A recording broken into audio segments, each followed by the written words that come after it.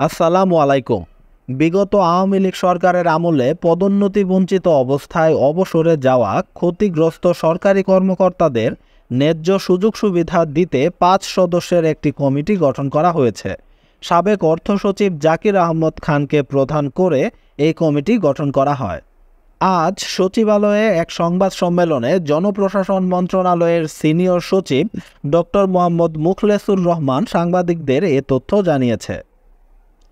Senior সচিব বলেন, বিগত ১৬ বছর ধরে যারা বঞ্চিত ছিল তাদের আবেদন যাচাই বাছাই করতে ৫ সদস্য বিশিষ্ট একটি কমিটি গঠন করা হয়েছে। যারা চাকরি থেকে বিদায় নিয়েছে শুধু তাদের জন্য এই কমিটি কাজ করবে, যারা চাকরিতে আছে তাদের জন্য নয়। মুখলেসুর রহমান বলেন, এই কমিটি আগামী ৩ মাসের মধ্যে যাচাই বাছাইয়ের কাজ শেষ করবে। জনপ্রশাসন, মন্ত্রিপরিষদ বিভাগ, আইন ও অর্থ মন্ত্রণালয় থেকে অতিরিক্ত সচিব পদমর্যাদার নিচে নয় এমন ৪ জনকে কমিটিতে নেওয়া হবে।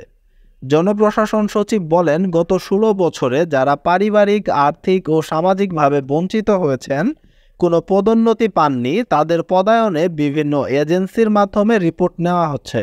সেই রিপোর্ট নেগেটিভ না হলে যাদের চাকরির মেয়াদ বেশি আছে তাদের পর্যায়ক্রমে সচিব করা যেতে পারে। যাদের সময় কম আছে তাদের এই সরকারের এক্সটেনশন অনেক পদ আছে সেখানে দেয়া যেতে পারে। ২০০৯ সাল থেকে ২০২৪ সালের ৪ আগস্ট পর্যন্ত আওয়ামী লীগ সরকারের আমলে চাকরিকালে পদোন্নতি বঞ্চিত প্রায় ২৫০০ অবসরপ্রাপ্ত কর্মকর্তা তাদের সুযোগ সুবিধা ফিরে পেতে জনপ্রশাসন মন্ত্রণালয়ে আবেদন করেছেন বলে জানান তিনি। সরকারি চাকরিতে পদোন্নতি বঞ্চিতদের সুযোগ সুবিধা নিশ্চিতে ৫ সদস্যের কমিটি গঠন করা হচ্ছে। এই বিষয়টি নিয়ে আপনাদের যদি কোনো মতামত থাকে তাহলে অবশ্যই কমেন্টে লিখুন। দেখা হবে নতুন কোনো ভিডিওতে নতুন কোনো গুরুত্বপূর্ণ নিউজ নিয়ে। ততক্ষণ পর্যন্ত ভালো থাকুন। আল্লাহ হাফেজ।